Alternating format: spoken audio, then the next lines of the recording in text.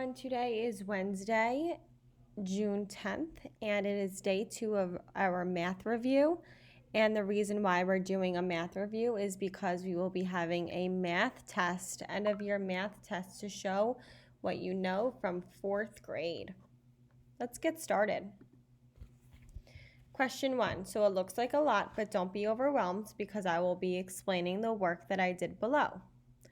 Question 1. A garden contains only bean plants and tomato plants. There are 3 rows of bean plants and 4 rows of tomato plants. Each row of bean plants has 12 plants. Each row of tomato plants has 13 plants. What is the total number of plants in the garden? So this requires us to take multiple steps in order to solve this problem.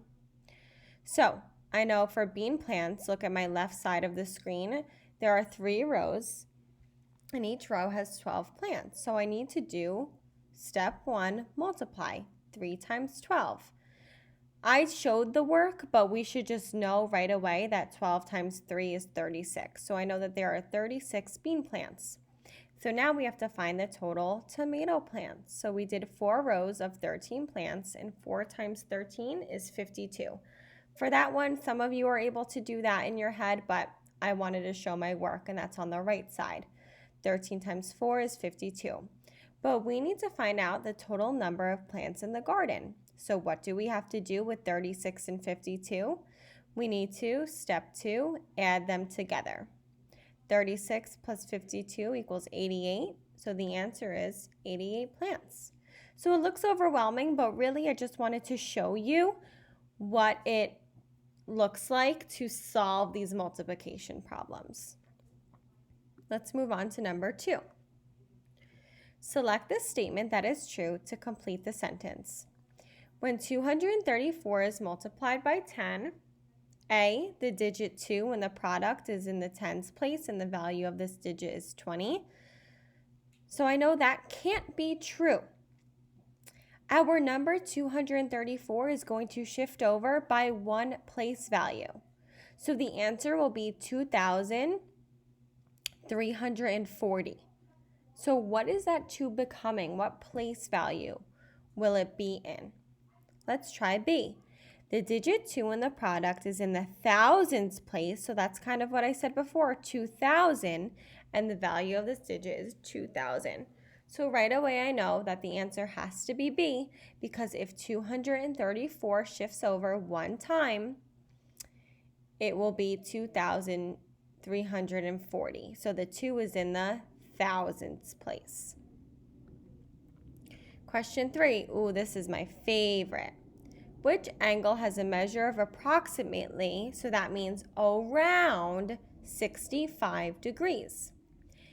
Remember, a right angle is 90 degrees and an acute angle is less than 90 degrees. Remember my trick, acute angles are cute, they're tiny, their rays are close together. So right off the bat, I can cross out C because that's obtuse and we're looking for an acute. And I could cross out D because those are both obtuse angles and we need an acute angle. So I'm torn between A and B, and this is how I'm going to explain how to solve this. Look at B really quick. It's almost a perfect L, which kind of shows me it's a little less than 90 degrees.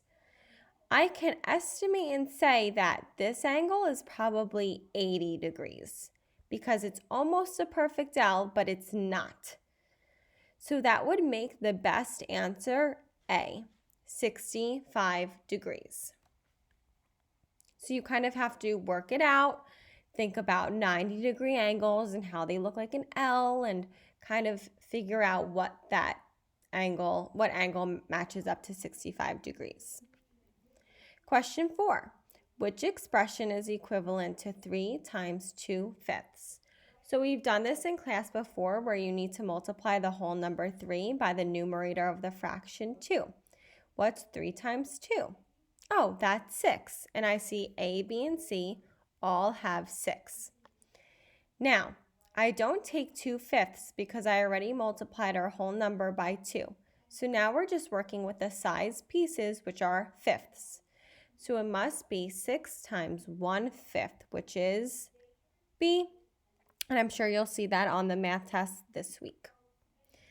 Next, we did this last week or 2 weeks ago, so this should look very familiar to us. The area of the rectangular sandbox at Dave's school is 108 square feet. The sandbox has a width of 9 feet. What is the length of the sandbox? That's our missing value. So we can either do 9 times what gives me 108, or you can divide. So on the right side, the bigger number goes in the curtain and the smaller number goes outside the curtain. How many times can 9 fit into 108? It can fit in 10 times. 10 times 9 is 90, and then we subtract 108 minus 90 equals 18. How many times can 9 go into 18? Oh, 2 times. 2 times 9 is 18, and then we add the groups together, and 10 plus 2 equals 12. So our answer is 12 feet. That's our missing length. Okay, question 6. Rachel has a set of 10 mugs. The set is made up of 3 different kinds of mugs. 1/2 of the mugs have pictures on them. 2/5 of the mugs have words on them. 1/10 of the mugs have flowers on them. Which shows the fractions in order from least to greatest. That means the smallest fraction comes first, and then it gradually gets bigger. So let's look at A. 2/5, 1/2, 1/10. Think about the fraction pieces that we worked with. You remember those fraction circles and the mess we used to make with all of those pieces? Tenths were super thin. They were really small. So one of those is not a lot. So I feel like 1/10 should probably be the smallest because those pieces are smaller and we're just working with one of them. So let's look at B to see if it makes sense. So 1/10, 2/5, those pieces are fifths, so they're bigger, but still we have 2 of them. So they must be bigger than 1/10 because tenths are smaller. And then we have halves, 1/2, which are the big pieces. So if we have one of those big pieces, that takes up a lot of space. That's almost, you're halfway to a whole. So with that being said, B would be our best choice because when you're working with tenths or 12ths or 8ths, those pieces are tinier. So if you only have one of them, that must be the smallest. And then our halves are bigger, so that would go at the end. So that one makes the most sense. Question 8. What fraction is equivalent to 3/4? So I could have multiplied 3/4 by any big one. I could have done 3/3, 4/4, 5/5, 6/6. To make it easier for us to see, I just did 2 halves. So you multiply the numerator by the numerator, and 3 times 2 is 6, and the denominator by the denominator. 4 times 2 is 8. So that means an equivalent fraction to 3/4 is 6/8. And remember, you can pick your own big one. It did not have to be 2 halves. Question 9. Melissa wants to round 6,270 to the nearest hundred. Which 200s does 6,270 fall between? So I'm focusing on the digit in the hundreds place. So we have 6,270, and that digit is 2.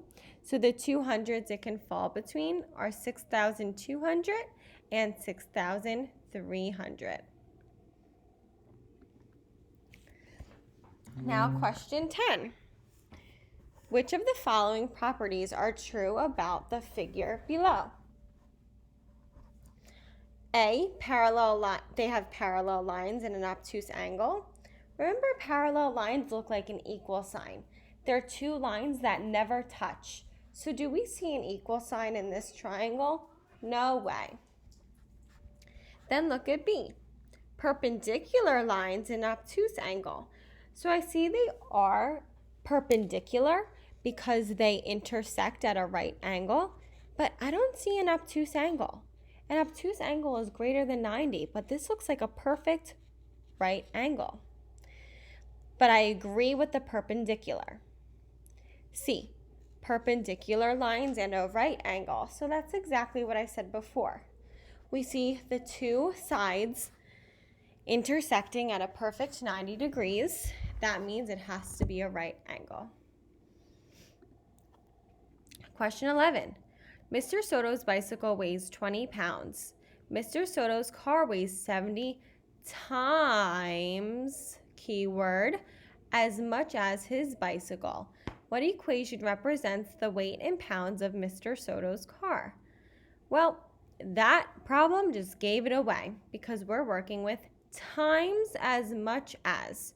So we're not adding, we're not dividing, and we're not subtracting. We are multiplying because we're, again, working with times as much as. So 70 times 20 equals 1,400. Your independent work is another Google form as a review for our test. Take your time and study hard for this.